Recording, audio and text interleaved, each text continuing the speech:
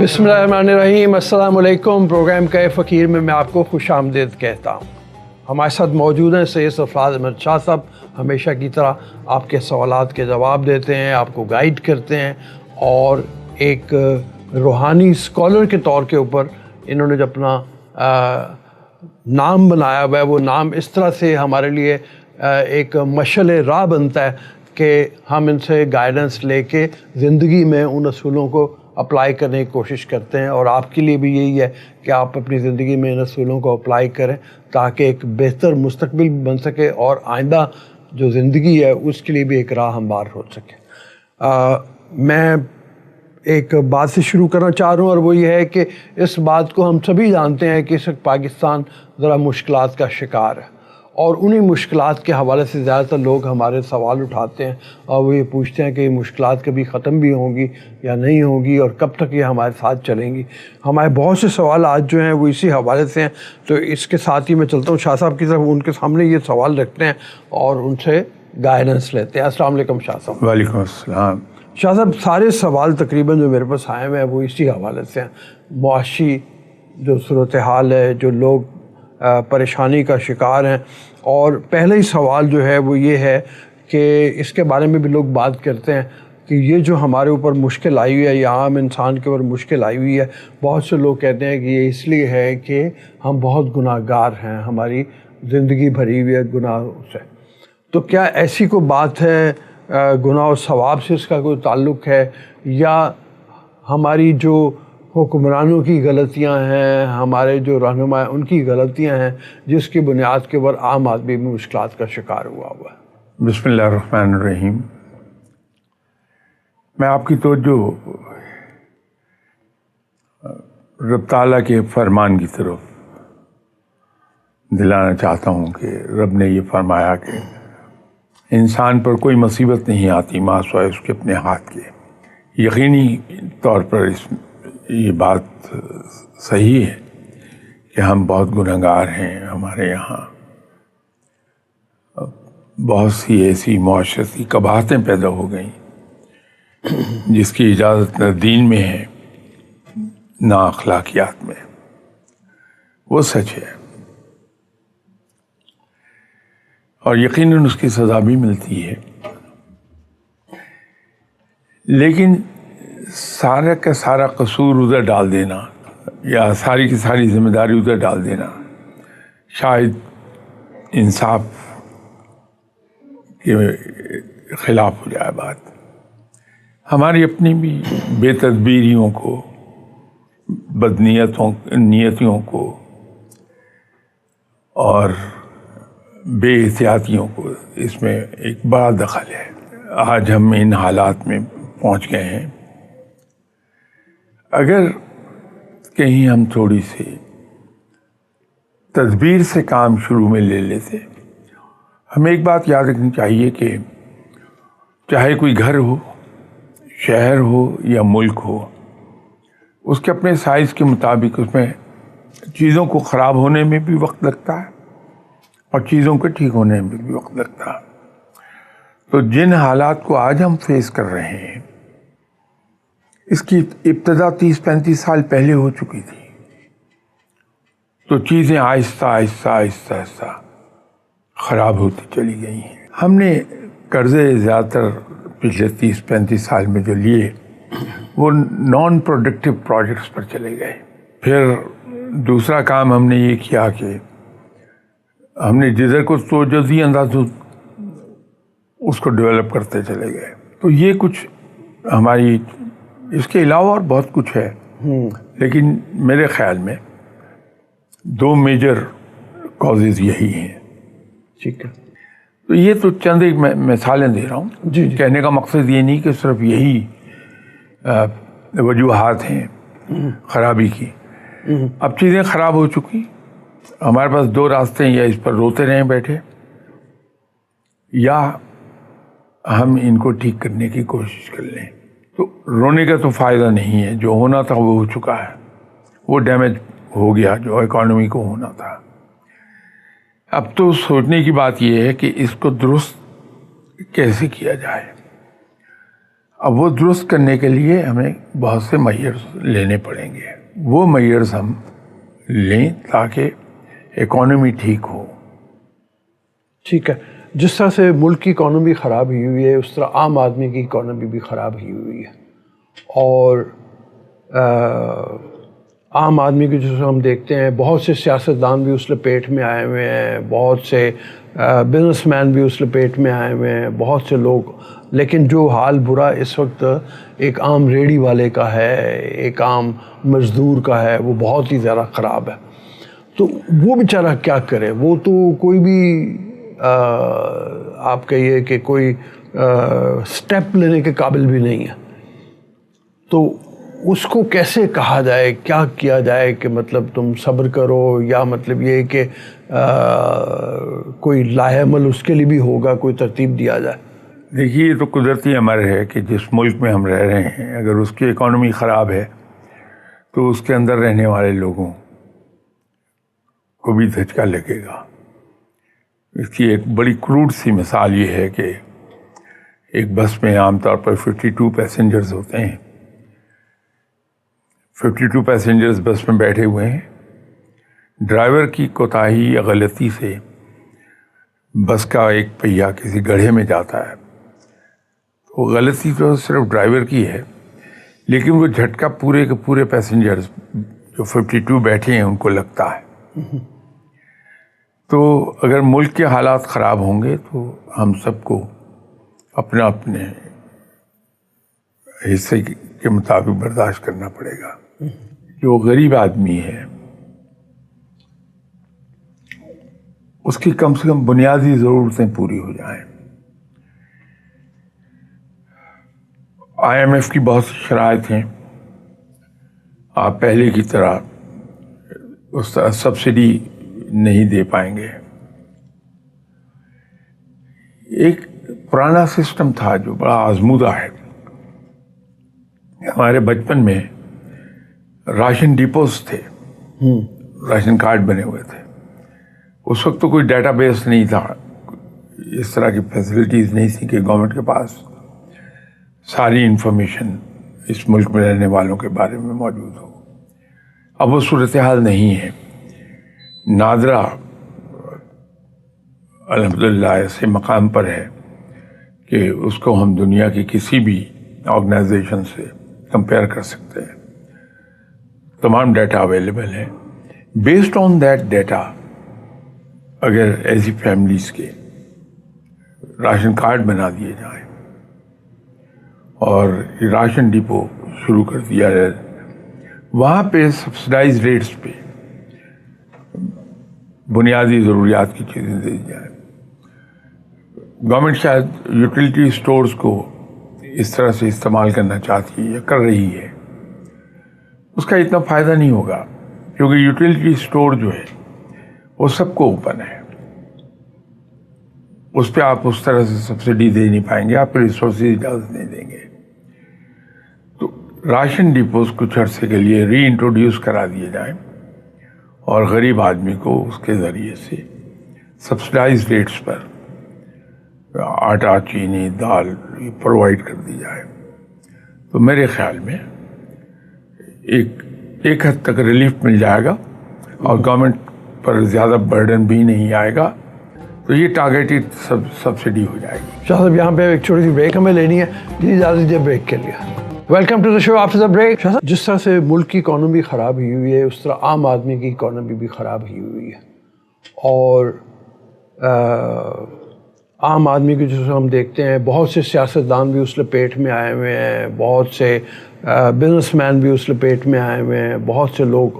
لیکن جو حال برا اس وقت ایک عام ریڑھی والے کا ہے, ایک عام مزدور کا ہے, وہ بہت ہی زیادہ خراب ہے.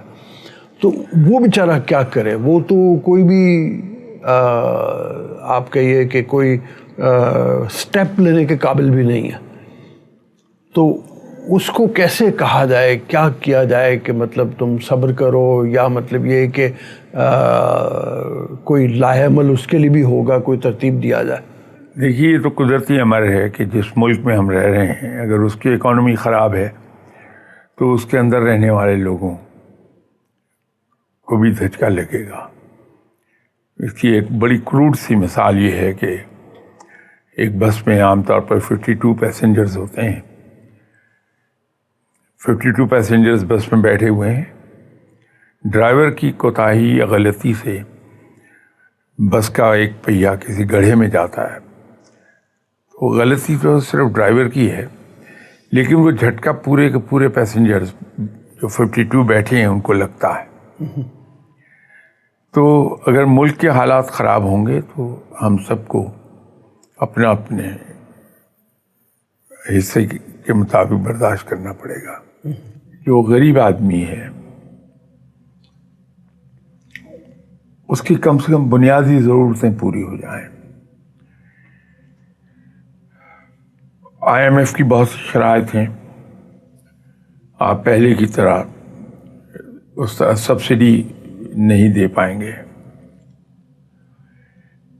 ایک پرانا سسٹم تھا جو بڑا آزمودہ ہے. ہمارے بچپن میں راشن ڈپوز تھے، راشن کارڈ بنے ہوئے تھے.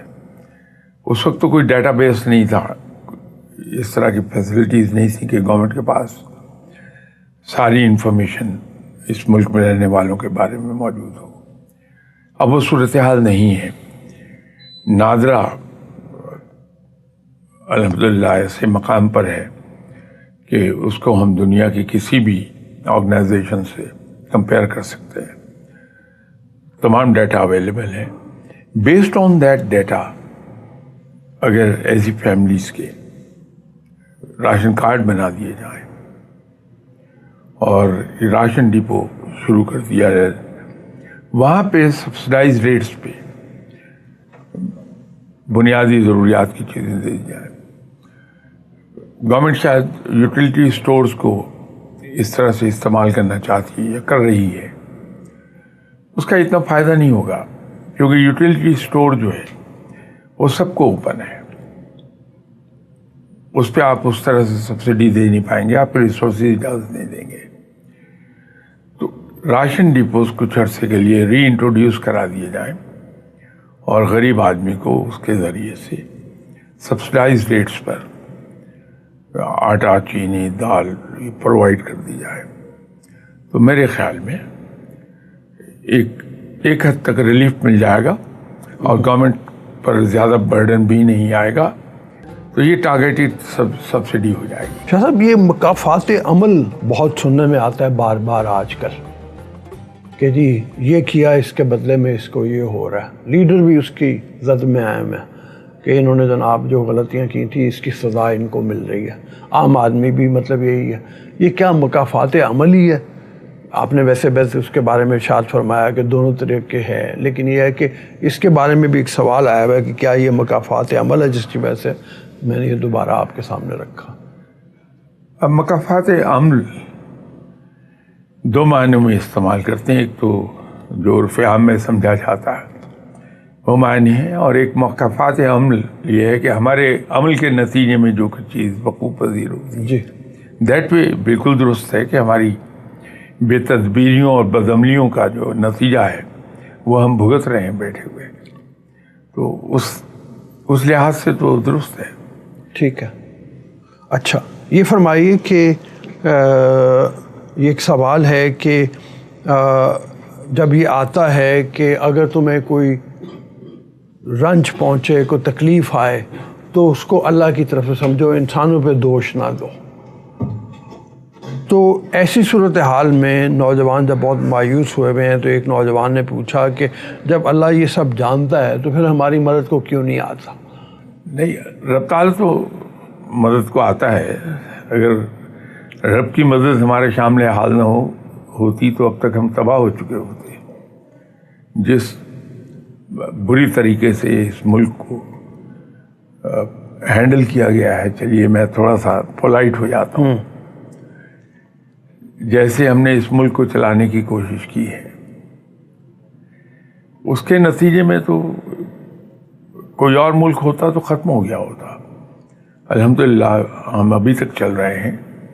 تو رب تعالیٰ کی یہ مہربانی ہے، اس کی عنایات ہیں، اس کا خاص کرم ہے ہم پر کہ آج بھی ہم زندہ سلامت ہیں اور اب بھی کئی ایک ملکوں سے بہتر ہیں.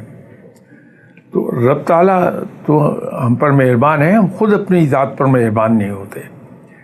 ابھی ایک بہت بڑا کرائسس جنم لینے والا ہے. اچھا. وہ کرائسس یہ ہے کہ ہم نے کل کی تیاری نہیں کی ہے. جو آج جو نسل کام کر رہی ہے، 25 سال پہلے یہ بچے تھے بالکل نوزائیدہ. ان کی ایجوکیشن، ان کی تربیت، ان کی ٹریننگ اس انداز میں ہوئی کہ وہ ذمہ داریاں سنبھال لیں. اب پچھلے 30 سال سے ہماری توجہ اس بات پر بالکل ہی نہیں ہے کہ ہم نے آئندہ جنہوں نے ٹیک اوور کرنا ہے وہ اس نسل کو تیار کریں. ہمارے تعلیمی معیار کا یہ عالم ہے جو تھوڑے سے ریسورسز پیدا کر سکتا ہے وہ اپنے بچے کو ملک سے باہر تعلیم کے لیے بھیج دیتا ہے. جو بالکل بے بس ہے وہ نہیں بھیجتے، باقی سب بھیج رہے ہیں. اس کی وجہ یہ ہے کہ ہمیں بھروسہ نہیں ہے اپنے تعلیمی معیار پہ اور تعلیمی طریقے پہ. آئندہ کس طرح سے اس کو ہم ٹیک اوور کریں گے یہ سمجھ میں نہیں آتا کسی کی. دنیا کے تمام ممالک جو ترقی کر چکے یا ترقی کر رہے ہیں، ان کے یہاں کبھی جا کے سسٹمز کو اسٹڈی کیجیے. وہ باقاعدہ ان کے پاس اسٹیٹسٹکس ہوتے ہیں کہ ہمیں اگلے سال کتنے میسنز چاہیے ہوں گے، کتنے بلیک اسمتھ چاہیے ہوں گے، کتنے الیکٹریشین چاہیے ہوں گے، کتنے پلمبر چاہیے ہوں گے. اس طرح سے وہ اس کو آرگنائز کرتے ہیں. اب یورپ کے اندر ایک کرائسس ڈیولپ ہو گیا ہوا ہے کہ ان کے یہاں مین پاور نہیں ہے. اب انہوں نے اس کا دوسرا راستہ نکال لیا کہ وہ پلان کرتے ہیں اور ان کو ایگزیکٹلی پتہ ہے کہ اگلے سال ہمارے ملک کی کس کیٹیگری کے اسکلڈ لوگوں کی ضرورت ہوگی. وہ اتنے ورک پرمٹ ایشو کر دیتے ہیں اور مختلف ملکوں سے وہ جہاں وہ اسکلز بہتر ہیں وہاں سے امپورٹ کر لیتے ہیں لوگ. ہمارے یہاں یہ مین پاور کی پرابلم نہیں ہے، لیکن ہم یہ تو پلان کر پائیں کہ ہمیں اگلے 5 سال میں اور پھر سال بسال کس کیٹیگری میں کتنے ایکسپرٹس چاہیے ہوں گے وہ ہم تیار کریں. وہ ہم تیار نہیں کر رہے ہیں. شاہ صاحب آپ کی بات جاری رہے گی، ایک بریک لینے پہلے تو اجازت دیجیے بریک کے لیے. جی دوبارہ حاضر ہے شو کے لیے آپ کی خدمت میں، اور جہاں سے ہم نے گفتگو کا سلسلہ چھوڑا تھا وہیں سے جوڑتے ہیں. جی شاہ صاحب. ایک مسئلہ آتا ہے، ہم سب ریسورسز کے اوپر لگا دیتے ہیں کہ یہ مسئلہ حل ہو جائے. مینجمنٹ کی زبان میں اس کو ہم کہتے ہیں مینجمنٹ بائی کرائسس. کہ ایک کرائسس آتا ہے، ہم اسے پوری قوت سے اس پر لگ جاتے ہیں، وہ کرائسس ہم حل کرتے ہیں، تو بائی دا ٹائم وہ حل ہو ایک نیا کرائسس آ کے کھڑا ہو جاتا ہے اور یہ چین چلتی رہتی ہے. تو اس کو مینجمنٹ کی زبان میں ہم مینجمنٹ بائی کرائسس کہتے ہیں. یہ ورسٹ سچویشن ہوتی ہے، وہ ہم نے دھیان نہیں دیا. ایک اور مینجمنٹ کے اندر اس کو یوں کہہ لیجیے فائنینشیل مینجمنٹ، ایک چیز سے بڑی سختی سے منع کیا جاتا. وہ یہ ہے کہ ورسٹ کیس سیناریو یہ ہے کہ آپ کو قرض ادا کرنے کے لیے مزید کا قرض لینا پڑے. تو جو قرض لیتے ہیں پہلا قرض ادا کرنے کے لیے بہت بڑی غلطی ہے. وہ غلطی ہم پچھلی 3-4 دہائیوں میں کرتے چلے آ رہے ہیں، اور یہی وجہ ہے کہ دن بدن ہماری سچویشن بالکل نیچے جاتی خراب ہوتی چلی جا رہی ہے. ہمیں یہ احتیاط کرنی ہوگی کہ ہم یکلخت تو آپ کٹ آف نہیں کر سکتے یہ سچویشن کہ پچھلا قرض ادا کرنے کے لیے مزید قرض نہ لینا پڑے، لیکن ایک بات تو کر سکتے ہیں کہ ہم प्लान्स बना सकते हैं। हमारे यहाँ बड़े बड़े अच्छे इकोनॉमिस्ट पढ़े हैं। मैं तो इकोनॉमिस्ट नहीं हूँ, मैं तो वैसे ही पढ़ा लिखा आदमी नहीं हूँ, तो इकोनॉमिस्ट होना तो बड़ी दूर की बात है। फाइनेंशियल मैनेजमेंट के एक्सपर्ट्स हमारे यहाँ बड़े बड़े अच्छे लोग पढ़े हुए हैं, वो हेल्प कर सकते हैं गवर्नमेंट ऑफ पाकिस्तान को कि ऐसे प्लान्स तैयार कर लिए जाएं कि हर साल अगर हम 2-3%, 4% ही कम कर पाएँ इस बात को कि हमें कर्ज अदा करने के लिए फर्दर कर्ज लेने पड़े, तो उम्मीद हो जाती कि कुछ अरसे में हम ठीक कर लेंगे। तो इस सिलसिले में कोई हर्ज नहीं है, कंजोर्शंस बना लिए जाएं, लोग वॉलंटियर कर देंगे। हमारे यहाँ जज्बा है।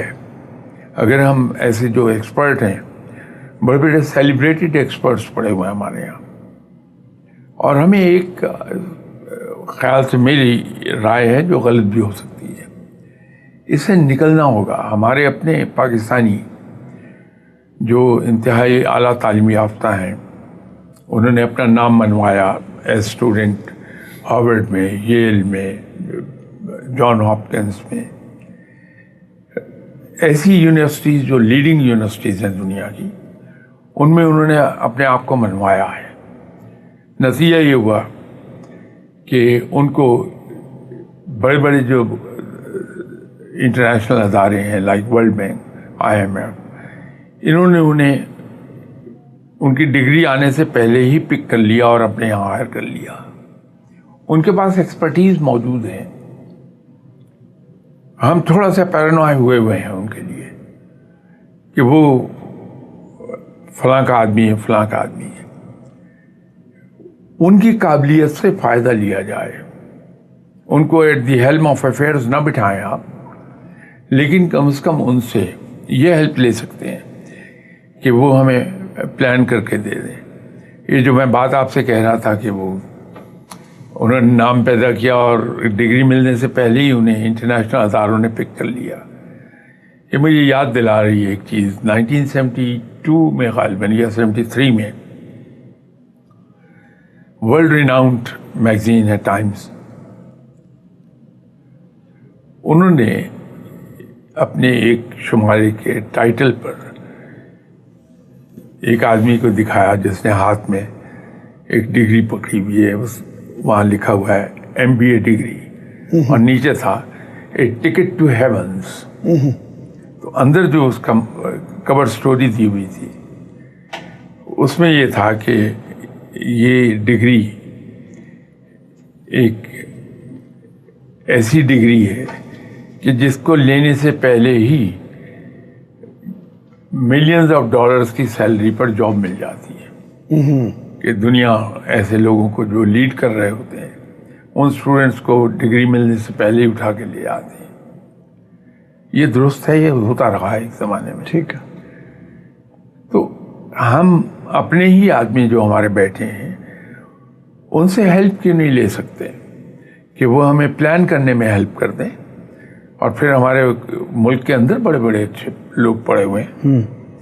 क्योंकि आपका चैनल इजाज़त नहीं देता नाम लेने का, इसलिए मैं नाम नहीं ले रहा, लेकिन बहुत सेलिब्रेटेड एक्सपर्ट्स हैं हमारे यहाँ। उनका कंजोर्शियम बना के उनसे कौम और मुल्क के नाम पर उनको ये कहा जाए, मोटिवेट किया जाए कि साहब आप मुल्क और कौम के लिए ये प्लान बना के दीजिए, हमें बन जाएगा। लेकिन फिर उसको इम्प्लीमेंट करना वो हुकूमत की जिम्मेदारी है, और उसमें हम बहुत कमज़ोर हैं। हमें बहुत से फैक्टर्स, हम इतना तो आज तक कर नहीं पाए कि अपने ऑफिसेज में काम करने वाले, चाहे वो ऑफिस प्राइवेट हो या पब्लिक सेक्टर, स्टाफ की एफिशिएंसी बढ़ाने के लिए हम ये कदगन नहीं लगा पाए वहाँ काम करने वालों पर कि साहब आपके पर्सनल विजिटर्स वर्किंग आवर्स में नहीं आएंगे, आप वर्किंग आवर्स में मोबाइल यूज़ नहीं करेंगे, आप वर्किंग आवर्स में जो टी ब्रेक है सिर्फ उसी पर चाय के लिए जाएंगे। आप कभी स्टडी कर लीजिए। मुझे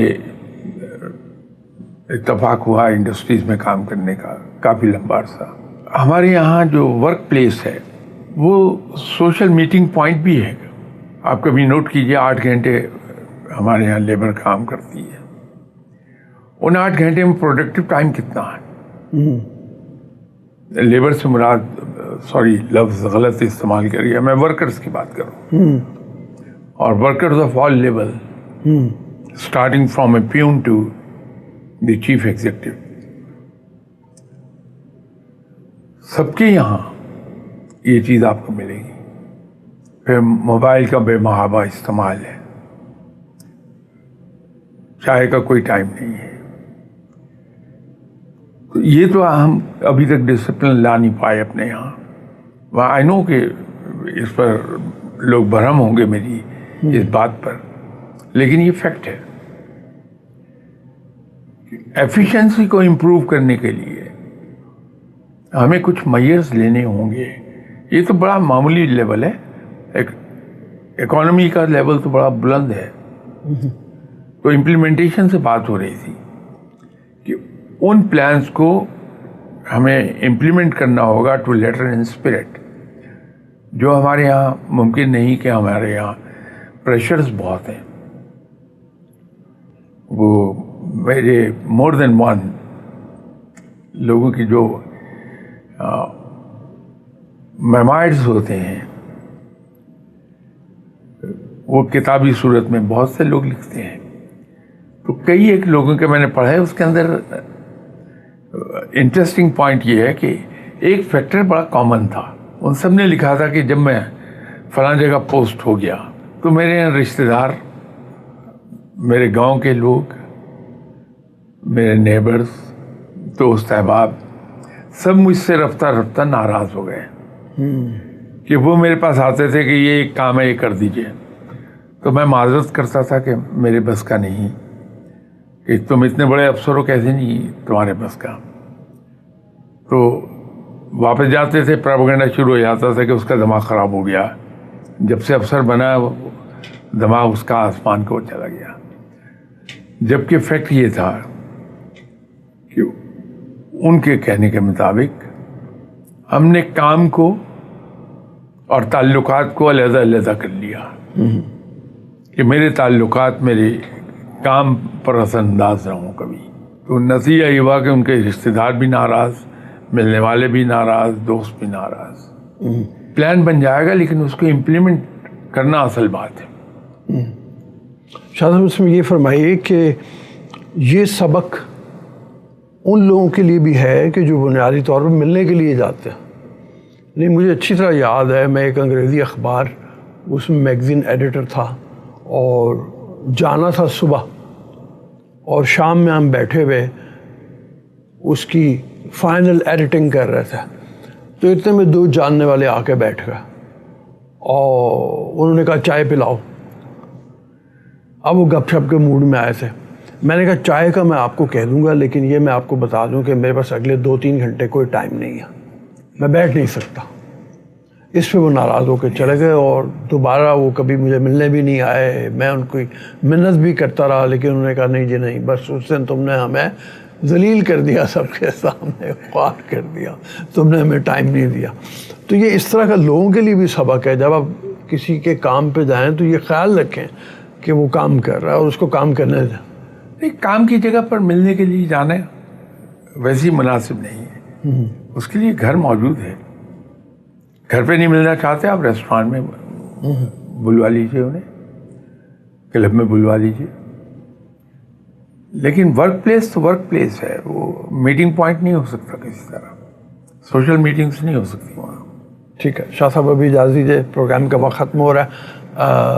جو سبق ہمارے لیے ہے بنیادی طور پہ وہ یہ ہے کہ اس مشکل وقت میں ہمیں جہاں پہ اپنی حکومت کے ہاتھ بٹانے چاہیے، ان کو گائیڈ ضرور کریں ہم، اور ان کو بتائیں کہ اس وقت معاشی اصلاحات بہت ضروری ہیں، لیکن ان کے لیے مشکلات نہ کھڑی کریں. مشکلات میں جو وقت ہے اس کو ہمیں گزارنا ہے سادہ طریقے سے. حکومت کے لیے بھی یہ ضروری ہے کہ سادگی اپنائے، عام عوام کے لیے بھی ضروری ہے کہ سادگی اپنائیں. اور یہ جو ایک وہ بات ہے کہ قرض کے اوپر قرض لے کے پھر ہم بڑے خوش ہو رہے ہوں، اس سے ہمیں اجتناب کرنا چاہیے. ایک آخری بات جو شاہ صاحب نے کہی وہ یہ ہے کہ काम की जगह के ऊपर काम कीजिए, काम की जगह को एक सोशल मीटिंग पॉइंट ना बनाइए, और लोगों के लिए भी कि जब आप किसी को मिलने के लिए जाएं तो ये ख्याल रखें कि वो अगर काम की जगह है तो वहाँ पे ना जाएं, घर पे चले जाएं। अभी इजाज़त दीजिए, अगले प्रोग्राम में फिर मिलेंगे। अल्लाह हाफ़िज़।